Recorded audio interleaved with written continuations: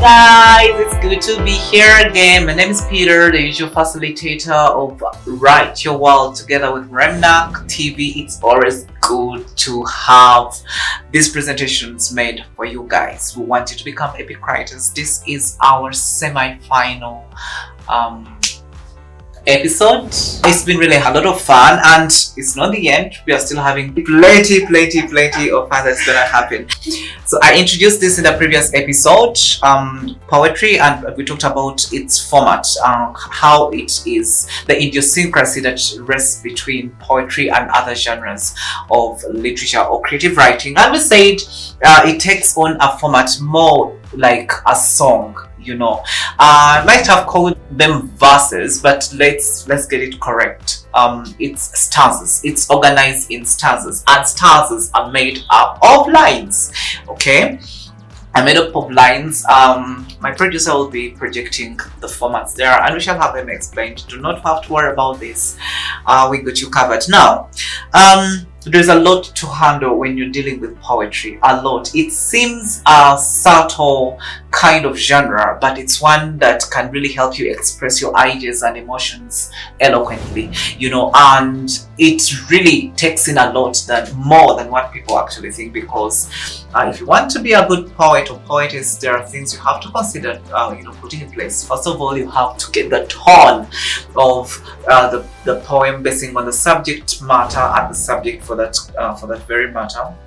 You have to adopt a particular tone.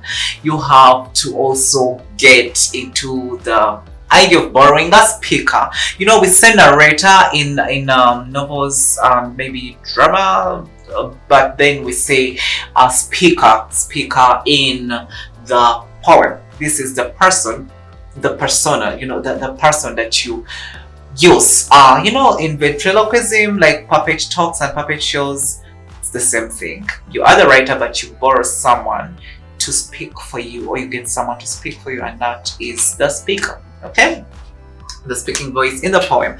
So you would also want to make sure that everything comes out, your tone, attitude, also the mood.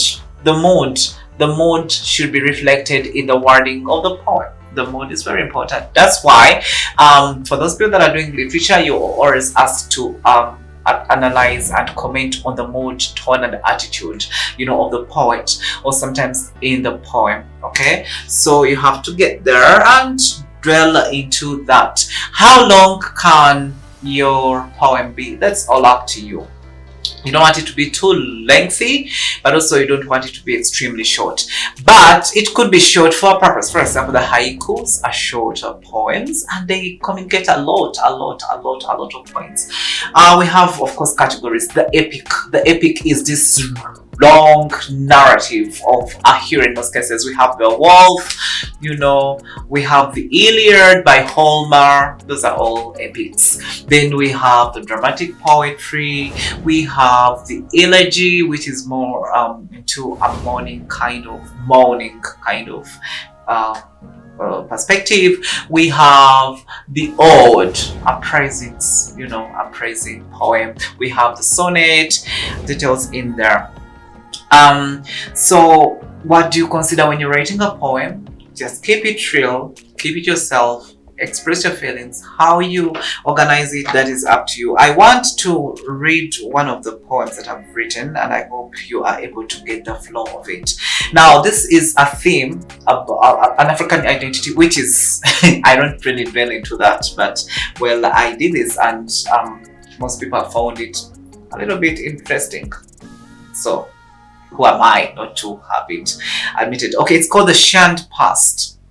Okay, it has 1, 2, 3, 4, 5 stanzas. So let me read. This is Shunned Past, and yeah, it has my pen name Peter with an 8, and yeah.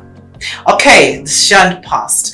I have been forgotten by my own. Those I am supposed to nurture, those supposed to defend me, have as well gone against me, conspired with my distant far neighbors to bury me alive.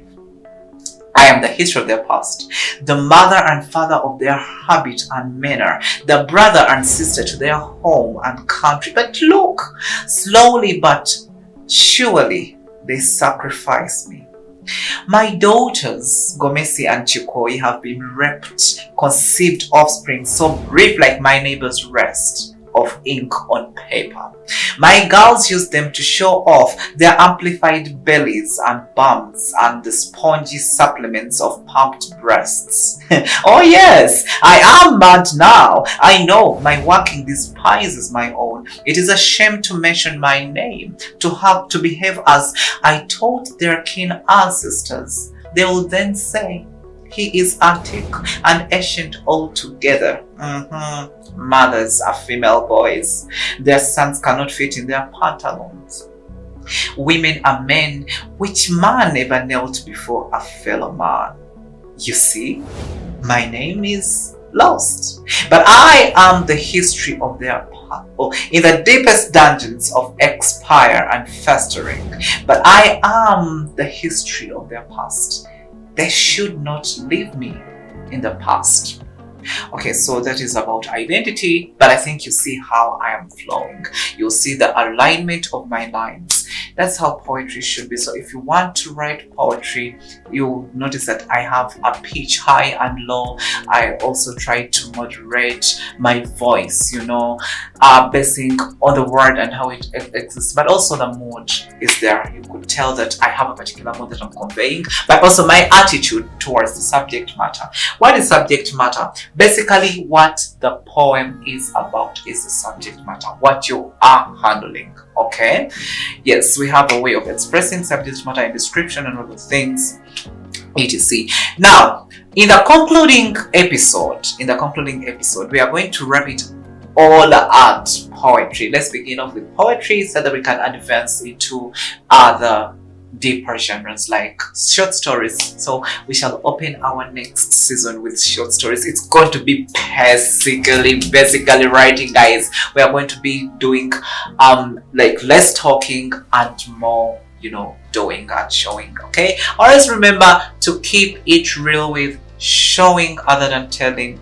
So in the next episode, as you watch out, I'm going to talk about imagery and description now in quite detailed info, so that we can know how to spice it all up. Okay, thank you so much for always being a part of this wonderful show. We love you so much. Keep writing your world with Reminac TV. We hope you subscribe. We hope you have fun. We hope you become an epic writer. Please don't forget to tap the bell for all the notifications in case we have anything to pop in. We love you so much. Please say it with me. Bye.